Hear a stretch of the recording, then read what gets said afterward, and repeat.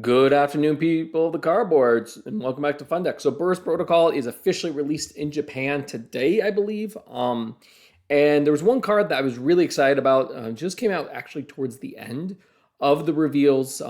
But I will say it is probably, I don't know, it has one of the highest longevity of all the cards that were released in that set. And that is First Penguin. And it seems kind of ridiculous because it's a Penguin card. But it's actually pretty cool. So if you didn't watch that last video, I'll just recap what it does. So it has two effects. The first effect is that if you control no face-up monsters, you can special summon this from your hand, and it's treated as a tuner if you do that. This isn't a once per turn, so as long as you have no monsters, you can summon as many copies as you want in a given turn. No real way to exploit that I know of, but something to keep in mind. All right. And then its big effect is you can discard one card and reveal one water synchro monster in your extra deck. All right, and that's all its cost. Add one water monster with the same type as the revealed monster, but one level lower from your deck to your hand.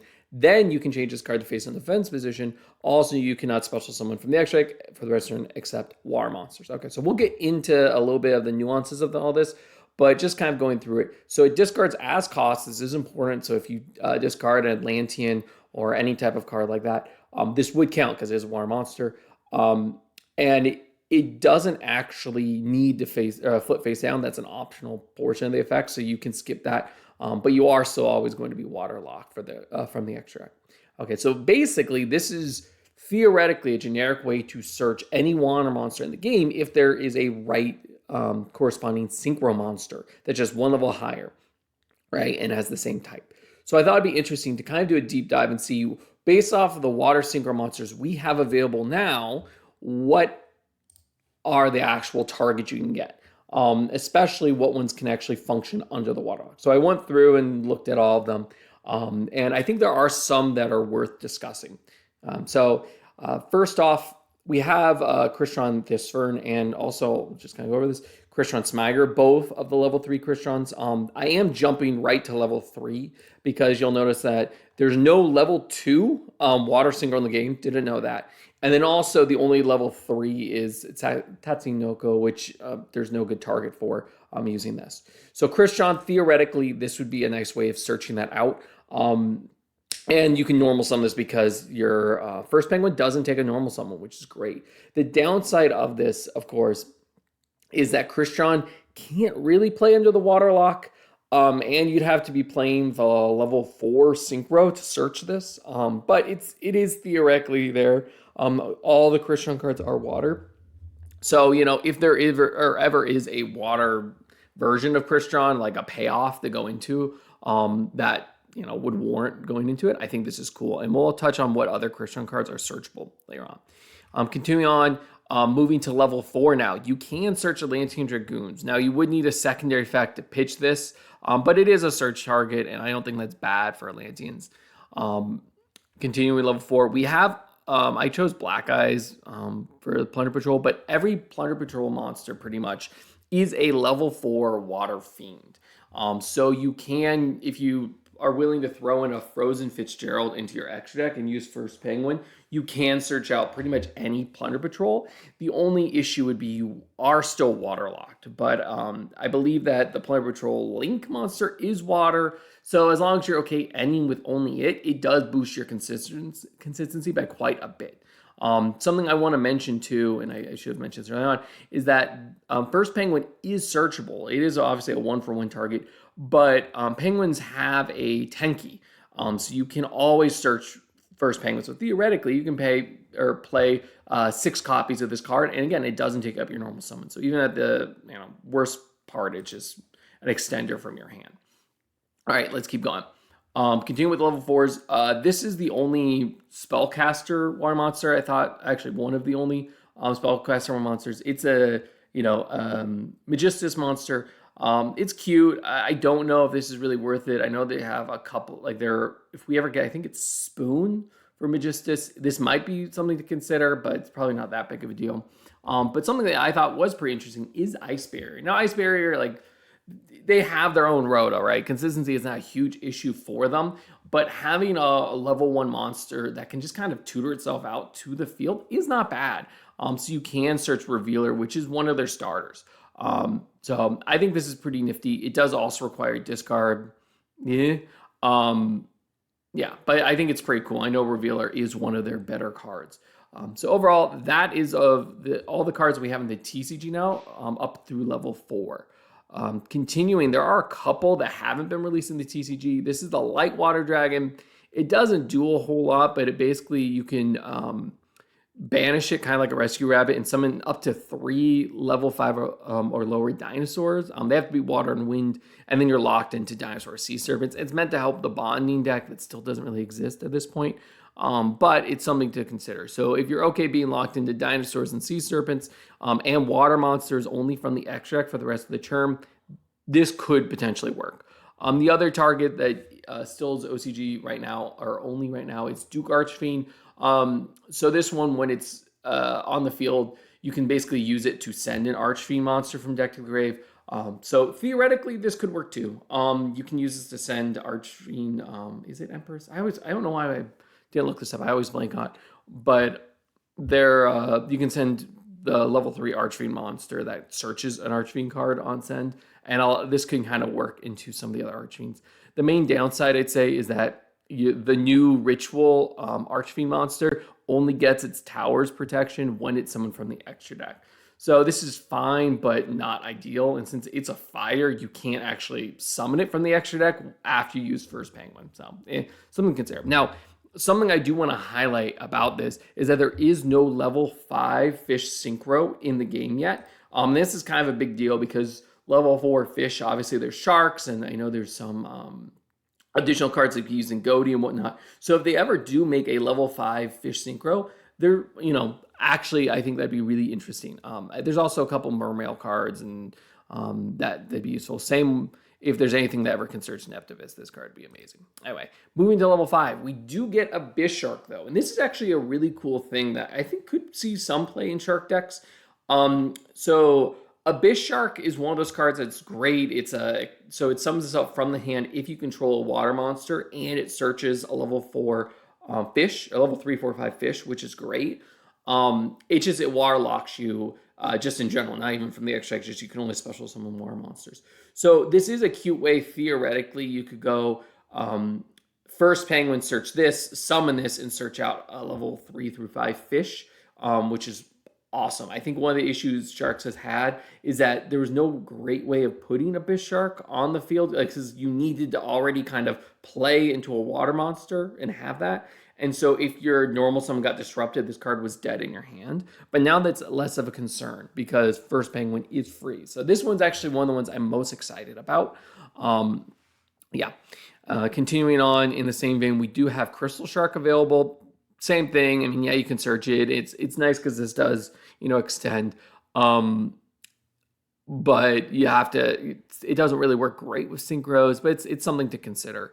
And then going back to Crystron, so both the Crystron Sulfador and Sulfafnir are level 5s. They can be searched as well. There are a lot of water machine monsters, surprisingly, or water machine synchro monsters, surprisingly, mostly Crystron. Now, what's ironic, though, is there is no level 6 Crystron synchro monster. So if you want to use it to search those cards, you would have to make room for Hydrogenics, which is basically a brick because you're never playing a Hydrogenics. Like, you're never going to make it. So I think it's interesting if, again, there ever is that water Crystron deck that gets played or looked into. I think it is interesting that you can basically search out any of their level 3 and level 4. I didn't include because it's not great. Or 5 Crystron monsters, no problem. All right, let's keep going. This one's also interesting. It's Lapis Dragon. So basically, you can search this out. And what's cool about that is if you search that, you can summon it. So this directly, theoretically, gives you 2 bodies. The downside is that they would both be tuners for unless you normal summon First Penguin, because its summoning effect is a mandatory turn into a tuner. There's nothing you can really do. But again, something to consider. And then I think we're almost at the end of the level 5s. There's one more after this, but this one, Numenarat Testudo, basically is a Floodgate, so neither player can special summon monsters with 1800 attack or less. So this is actually kind of a problem against some decks. Like you throw this against Yummy, and unless they have an out to it, Like they put enough main bodies to surprise it back. This is kind of a really good floodgate against them. And this is completely searchable. And so I think First Penguin does help too, because it gives you a body that you can use as tribute material. So this is actually really awesome. And we'll talk about a couple more targets that kind of do the same thing, such as Ocean Dragonlord. Now I think this is something that's slept on a bit, because this card, Kaioshin, is a floodgate, sure. And it's cool too because it searches out the Yumi if you summon it. The main issue has been, how do you search it and summon it? There's not a whole lot of cards that let you do that. You typically had to have one or the other. Like you need to have Yumi and then you can search this card, or have this card and search Yumi. But it was an issue. But now with one card, you can search this out without using a normal summon, and then just tribute First Penguin to summon this out, and then search for the Yumi if you don't have it, or any of your Sea Stealth cards if you do. So this is pretty cool. I mean, it's still slow. I think they'll still need further support, but this does help. And again, you can play 6 copies of First Penguin effectively. So this is very consistent. And then we have Penguin Squire. This is obviously the main target that you're supposed to be using First Penguin for. So this is a monster that actually benefits from flipping your First Penguin face down after it searches. So the idea would be you use First Penguin, search this card, First Penguin books itself, and then you can use this card to flip First Penguin back up and summon it, and it would forget that it was a tuner after it was special summon. So this is cool. This helps them go into their Penguin Synchro monster, which is a huge deal, Penguin Brave for the deck. So this is, I mean, I think this is, again, the best First Penguin's the best Penguin card they've had ever, I would argue. And then there, something I didn't realize at the time of the release is that they actually have the Great Emperor Penguin 2 as a target. And this card was seeing some play because it's basically a rescue cat for penguins. So you can just summon any of them. And the nifty part about this is that, again, just like Kaioshin or the Turtle Floodgate, you can search this card and then just tribute over First Penguin, which is big because the 10 key that penguins have lets you reduce levels if you're willing to discard a monster. But this can kind of do the same thing where you would use First Penguin, summon itself for free, then just tribute over for this after you search it. So that's interesting. I think that is the end of the level 5s, but I think this has a lot of potential. Also, First Penguin, something to note, you can, its lock is only, I believe, after the card is summoned. Yeah, for the rest of the turn. So if you wanted to ever play this in a weird, I don't know, K9 strategy, you do play lots of 5s. You could always go K9 first and then go First Penguin. That's something to consider. Anyway, moving to higher levels. So I chose Pisces, I think. Pisces? I don't know how we pronounce this one. This is the best level 6 goatee, but you can search out any of them. I think there's 3 total, which are all pretty nice. And this one, again, being level 6, you can just tribute over the First Penguin to kind of pop off, because this lets you add any fish monster from your deck to your hand. So I think this is also a really good start for that deck. All right. And then moving to 7, the only one I could really find was, actually there's a couple I could find, which is Adrene. Now this card is nice. It requires another discard just to summon itself. And yeah, it lets you go into a 10. It's also less strict in its lock. I think this card doesn't see play because outside of, I think it's Chenying, the Sword Soul Synchro, this card doesn't really do anything because you are waterlocked anyway, as long as you have that token. So it's okay, but it's just something to consider. And then going back to Mermail, you can search Abysseus. Now this is pretty nifty actually, because this card I don't think had a whole lot of great ways of searching it. And like I said, First Penguin discards 2. So sometimes if you use that discard to get, I don't know, some type of search off of maybe Dragoons, you can then search this card and then use this to discard whatever you add from Dragoons. So it's cool. You can do a lot with that. And then the last card, of course, is Super Ancient Deep-Seeking Coelacanth. Now, this card has been involved in a lot of different plays, so having, again, 6 more cards to search it out is pretty cool. And then similarly, you can also just go for Pisces and search it out too, so you can kind of get both this and Coelacanth. But this is nifty. I think the one downside, obviously, is that this card doesn't really, because it's level 7, you can't just tribute over the First Penguin to summon it. So adding to your hand is fine. You would still need additional bodies to go in anything to summon it out. But yeah, that's it. That's the end of the list. I mean, the synchro monsters do go a little higher, but I think with these are just the ones that I saw that had some playability, even though they're not amazing right off the bat. And I think the best part about First Penguin is that there's so much potential. If they release any monster that falls within the existing, synchros we have as targets, it's immediately searchable. And likewise, if they release a level 5 water fish synchro, First Penguin opens up the floodgates for a lot of cool fish decks because I think they've struggled to have generic searchers for that deck or for any of those decks. And similarly, any now water synchro, we're going to have to revisit and see, okay, does this move the needle? Does First Penguin actually open any new avenues or combos? Because I like that this card is just completely free. Just being an extender itself that's puts on the field, so you don't have to commit normal summon to it. And sure, it discards, and that's a problem.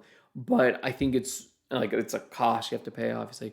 But I think it's really cool that this just has so much latent potential to hit like anything, and without locking you into anything if you were already a water deck. But anyway, let me know in the comments down below. Did I miss anything? I think I was pretty thorough in my search. But let me know if there's some other target that would be interesting to play, or what synchro monster do they need to release to completely open the floodgates and kind of break the format. What are we missing besides, of course, level 5 waterfish? What other level synchro monster do we need? And yeah, while you're there, be sure to give this video a like and subscribe if you're interested in seeing more. Anyway, fun decks, signing out. Bye.